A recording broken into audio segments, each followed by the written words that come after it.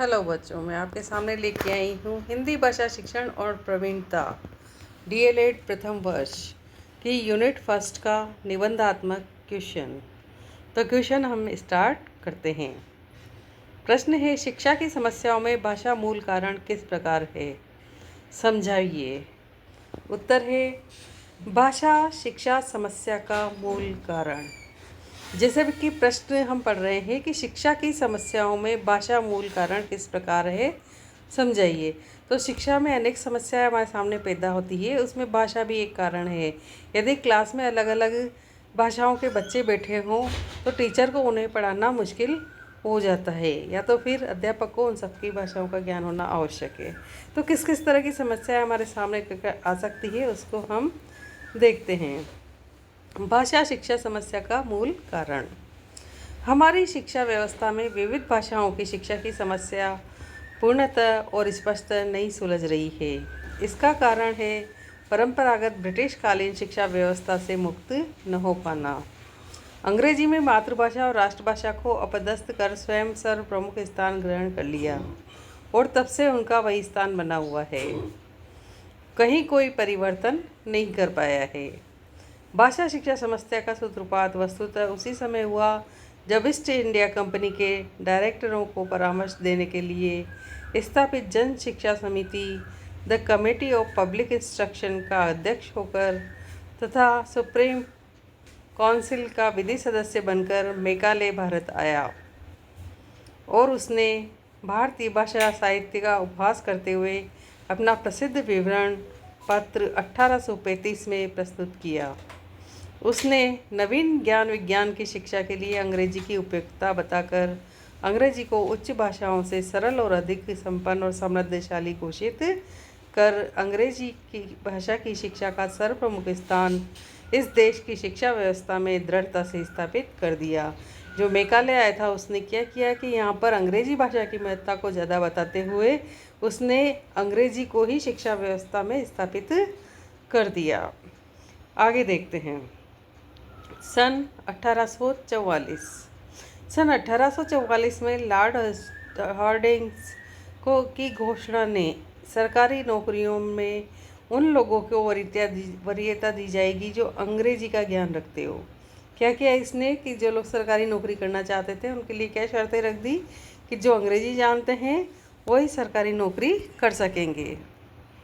1854 के वुड घोषणा पत्र में भी अंग्रेजी के माध्यम से शिक्षा देने की नीति का समर्थन किया गया। किसने? वुड घोषणा पत्र में भी क्या कहा गया कि जो शिक्षा है वो अंग्रेजी माध्यम से ही दी जाए। प्राथमिक एवं माध्यमिक स्तर पर शिक्षा का माध्यम मातृभाषा हो। 19वीं शताब्दी में जब नवीन धार्मिक, सांस्कृतिक और राजनीतिक जागरण की लहर उठी तब भारतीय भाषाओं की यह पुकार भी गूंजने लगी। कौन सी पुकार? कि प्राथमिक और माध्यमिक शिक्षा का क्या हो आधार? मातृभाषा। तो हमारे यहाँ के धार्मिक, सांस्कृतिक और राजनीतिक जो लोग थे भारतीय, उन्होंने ये आवाज़ उठानी शुरू की। 1833 ईस्वी में प्रथम भारतीय शिक्षा आयोग ने सिफारिश की कि प्राथमिक विद्यालयों में देशी भाषाएं ही शिक्षा का माध्यम हो, पर उसने भी माध्यमिक स्तर पर अंग्रेजी का ही समर्थन किया। 1917 में कलकत्ता विश्वविद्यालय आयोग ने तत्कालीन भारतीय भाषाओं को इंटरमीडिएट स्तर तक शिक्षा का माध्यम बनाने का समर्थन किया। 1937 तक लगभग सभी प्राथमिक तथा अधिकतर माध्यमिक विद्यालयों में मातृभाषा ही शिक्षा का माध्यम बन गई।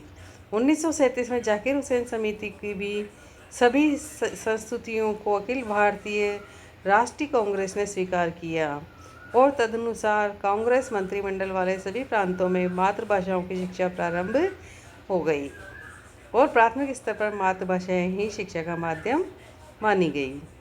1944 में सर जॉन सार्जेंट ने भी माध्यमिक शिक्षा तक मातृभाषा को ही माध्यम बनाने की सिफारिश की। किसने? जॉन सार्जेंट ने क्या किया कि मातृभाषा को ही प्राथमिक शिक्षा बनाने की सिफारिश की। कब? 1944 में। फलतः 1947 तक प्राय सभी माध्यमिक विद्यालयों में शिक्षा का माध्यम मातृभाषाएं हो गई। बहुत थोड़े से माध्यमिक विद्यालयों में ही अंग्रेजी का माध्यम बनी रही। अगला पॉइंट जो इसमें आता है वो देखते हैं हम कि माध्यमिक स्तर पर दूसरी एवं तीसरी भाषाओं की समस्या है ना, कि एक भाषा की समस्या सुलझी तो दूसरी और तीसरी कौन सी होनी चाहिए, तो वो भी यहाँ पे देखते हैं। राष्ट्रीय भावना के उद्देश्य से धीरे धीरे मातृभाषाओं को शिक्षा में माध्यमिक स्तर तक अपना अधिकारपूर्ण स्थान स्वतंत्र रूप से ही मिल गया था। पर माध्यमिक स्तर पर एक समस्या और थी। वह समस्या थी द्वितीय तृतीय भाषा के संबंध में। इसका समाधान अभी तक पूर्ण रूप से अंतिम रूप से नहीं हो सका था। भारत सरकार ने शिक्षा में सुधार संबंधी सुझाव देने के लिए अनेक आयोगों, परिषदों, समितियों की स्थापना की, पर उनसे भी समाधान नहीं हुआ। इन समितियों और आयोगों के विचार इस प्रकार से रहे। अब कौन कौन सी समितियां और आयोग बिठाए गए, उनकी चर्चा हम करते हैं। नंबर 1, डॉक्टर ताराचंद समिति। स्वतंत्रता प्राप्ति के पश्चात 1948 में माध्यमिक शिक्षा में सुधार हेतु डॉक्टर ताराचंद की अध्यक्षता में एक समिति नियुक्त हुई। इसने सीनियर बेसिक स्तर कक्षा 6 से 8 पर मातृभाषा के अतिरिक्त संघीय भाषा को अनिवार्य करने की सिफारिश की, पर माध्यमिक स्तर 9 से 10 पर मातृभाषा के अतिरिक्त कुछ समय तक अंग्रेजी को अनिवार्य करने की सिफारिश की और अंग्रेजी के हट जाने पर संघीय भाषा को अनिवार्य करने की बात कही। उस समय तक संविधान बना नहीं था और संघीय भाषा का निर्णय विधान तक घोषित नहीं हुआ था, अतः अंग्रेजी अपने स्थान पर बनी रही। दूसरे जो कमीशन बिठाया था वो था मुदालियर कमीशन।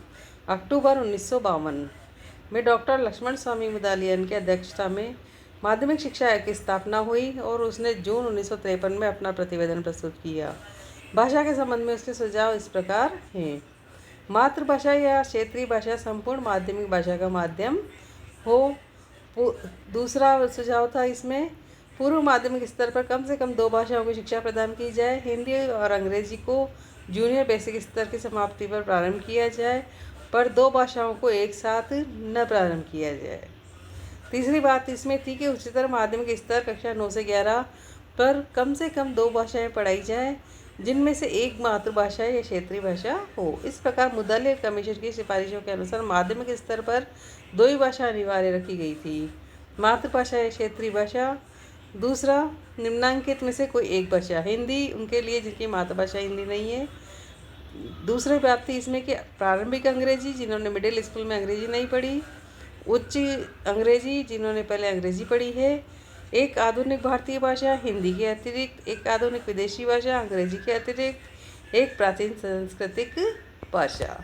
इस तरह से इन्होंने कोई एक निम्नांकित में से कोई एक भाषा, जो 6 तरह से ऑप्शन इन्होंने दे रखे हैं, इनमें से एक का चयन करना था और एक मातृभाषा या क्षेत्रीय भाषा। तो इस तरह से 2 भाषा थी। पहली तो थी मातृभाषा या क्षेत्रीय भाषा और दूसरी थी जो 6 भाषा इसने दे रखी है, अभी हमने पढ़ी है निम्नांकित में से कोई उनमें से एक भाषा। इस प्रकार कोई 2 भाषा का सुझाव इन्होंने दिया। तीसरी बात जो सामने आई थी वो त्रिभाषी सूत्र का प्रदर्शन। संविधान के अनुसार हिंदी राजभाषा तो घोषित कर दी गई थी, पर 15 साल तक के लिए अंग्रेजी के चलते रहने के बाद भी संविधान ने मान ली थी।